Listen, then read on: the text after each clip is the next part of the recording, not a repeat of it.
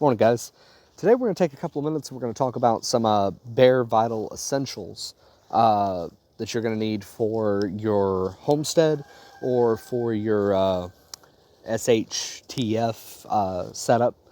I think what we're going to talk about, I personally think is important, and I feel like it's vastly overlooked by the majority of homesteaders and for the majority of preppers.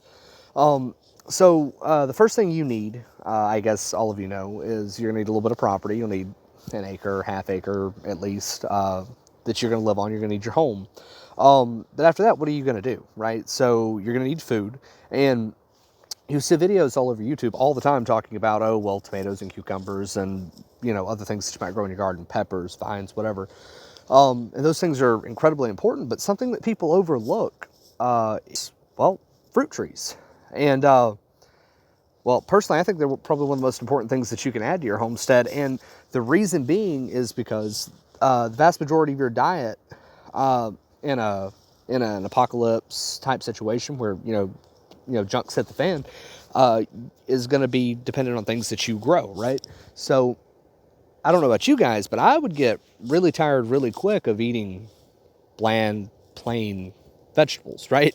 And and some homesteaders are fortunate enough to be able to take and carry, and they'll have chickens in their backyard, or maybe lamb, or some type of goat for milk. But most people seem like they really overlook fruit trees, and I don't understand why. I know that there's some concerns about establishment and about the time that it takes to actually get fruit from them. But once they're established, and as long as they're safely done, I mean, you get years and years and years and years of fruit out of these trees, right? So I've got two varieties of apple trees here.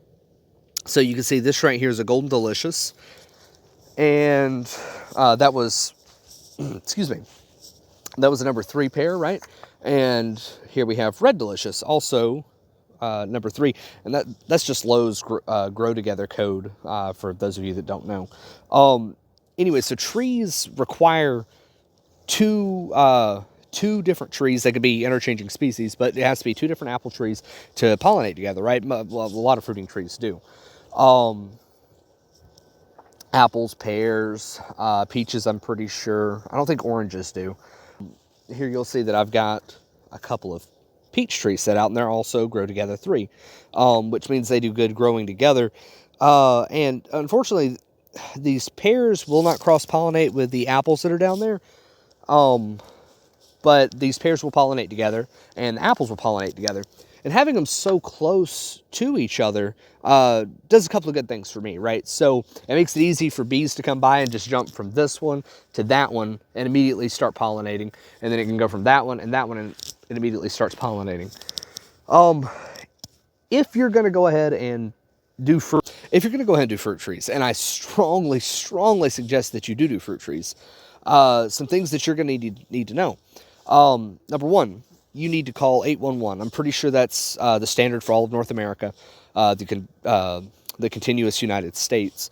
And the reason you need to call them is to have local utility dig crews and mark the location of your local utilities, anything that's underground, right? So you'll notice that these fruit trees that I've planted are, well, they're not only spaced pretty far apart, they're also spaced off from my water meter, and they're also spaced off from the road. Why is that?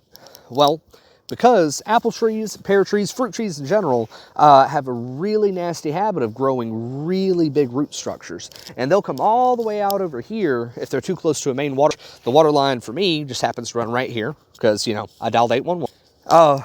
And it will dig into that water main and it'll bust it. And since these trees have been planted by me, it's not something that's just naturally dropped off of another tree and started to grow. I can be considered financially responsible if it digs into that.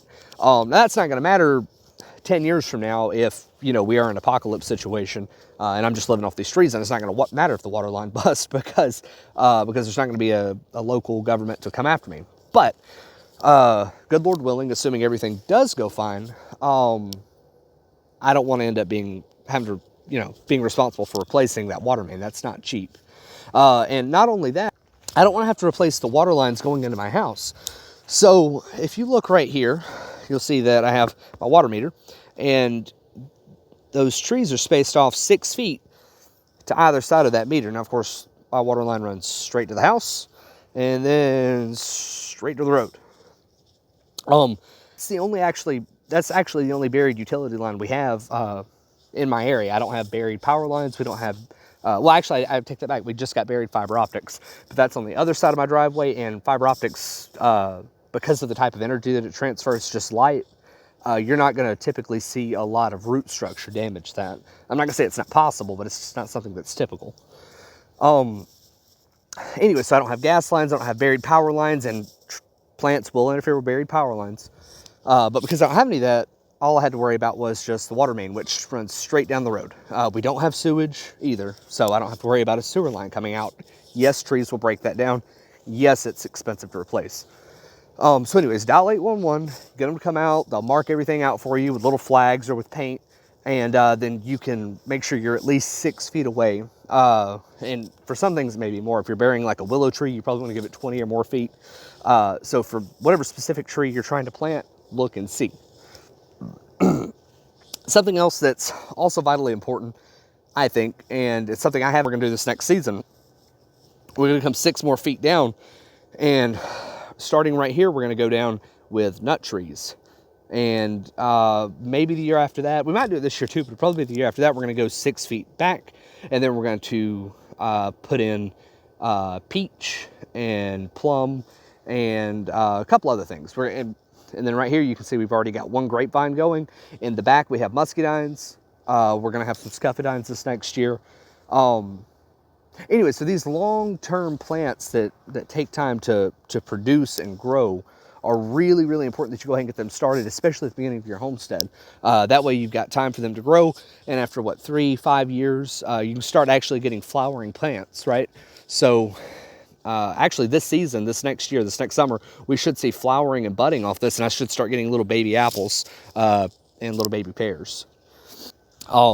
Which is really cool, right? I think I've got like $150, probably maybe $125 invested in all 4 of these trees, and then it was just my time to come out and dig them up. Put some rocks on top of the dig site, on top of the roots, make sure the dog didn't dig them up, and I put some little pavers around to make them look nice in the summer.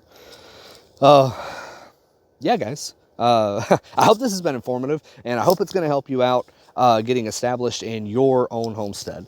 Thanks.